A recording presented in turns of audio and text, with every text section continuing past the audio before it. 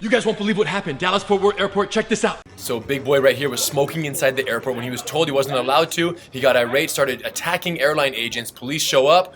The guy's still trying to attack and swing on them. At this point, he deploys the taser, doesn't have the desired effect. Big boy starts jumping around. Look at this. He loses his balance, slips and falls. And at this point, he's kind of stuck on his back. Watch the officer here on the left. He's gonna dive in and take advantage of this, lands in a perfect side control, hip pressure, stays low. A civilian comes in at this point, binds the legs. The other officer's there on his knees, holding him down as well. At this point, big boy realizes he's fully immobilized, so he reaches for the officer's gun.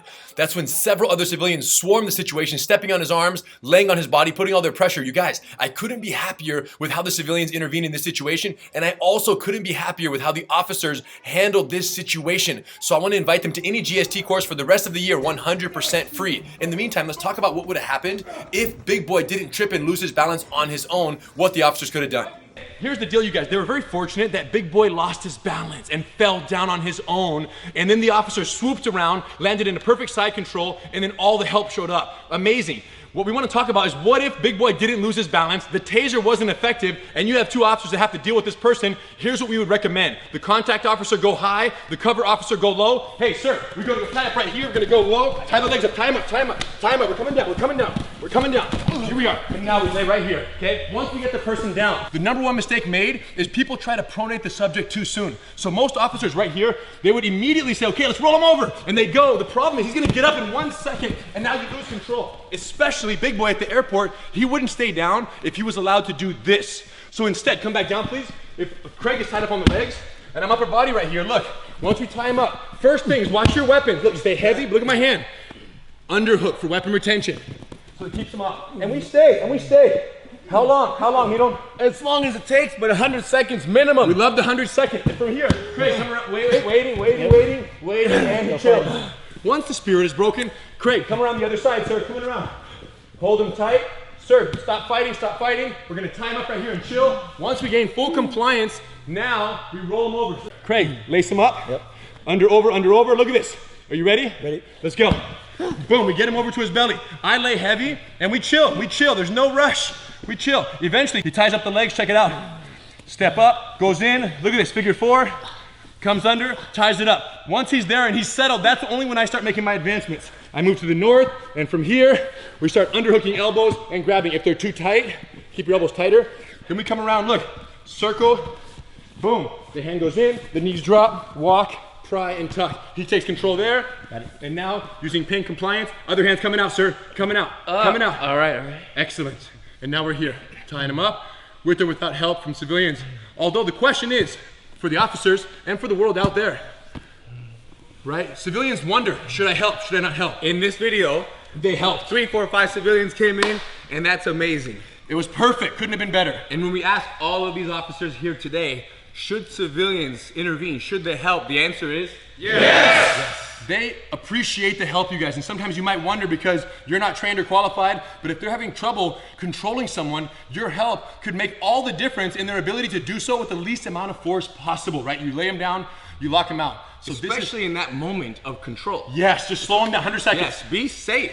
As a civilian, be safe. It's a dangerous moment, don't enter. But when they're just holding the suspect down and it's a big person, your help It's is a huge help. So very you can be part of the solution. Because here's the challenge. In every single department, every city around the world, right, every department, what their policy permits as acceptable force might be here. What the public perceives as acceptable force might be here. So in the same incident, the public thinks this is acceptable, the department says this is acceptable. This gap is called the acceptable force gap. The larger the gap, the greater the tension between the officers in the department and the community they serve. The smaller the gap, the easier for everyone, for the suspects, for the officers, better community relations. It's all around just better. But closing that gap is not easy. It requires better training, and that's the entire purpose of Gracie survival tactics, is giving officers the tools and the options to not have to use such force in situations where it may not be necessary. It might be justified on their policy, but not necessarily necessary. The acceptable force gap needs to get as closed as possible, and it's happening at departments all over the world. Too many times civilians say, oh, cops are this, cops are that, but not all cops and not all departments are created equally. The 100+ departments represented behind us here at GST in Torrance, California, are representative of those departments that are progressive. They're looking for better training. They're aiming, they're going, trying to get better, give their colleagues more options to close the gap. Okay, so know this, they're not all the same. They're here making training. Bellevue, Washington, our team here, they're doing it, and all the other guys and gals around the world who are putting in the time to make the training happen. So, law enforcement, get down with GST. Civilians, know that they're not all created equally, but change is necessary, better training, and that's how we get down. GST for life.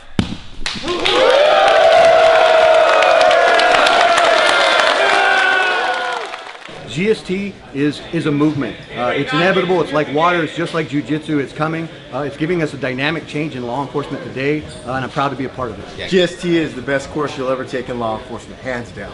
This has turned non-believers into believers. All officers need de-escalation, and when the fight goes to the ground, GST is the ultimate form of de-escalation. Our department's had 0 injuries since we started using GST. Bad guys are learning self-defense and jiu-jitsu. Why aren't officers? GST is making officers and civilians safer. GST presents a very relevant training in a very easy to learn format. Hands down the best defensive tactics class I've ever taken. Une technique simple pour tous les policiers. Awesome course. Every cop should know it. I've been here 5, 6, 7, 8 years. I keep coming back, and I'll be coming back in the future.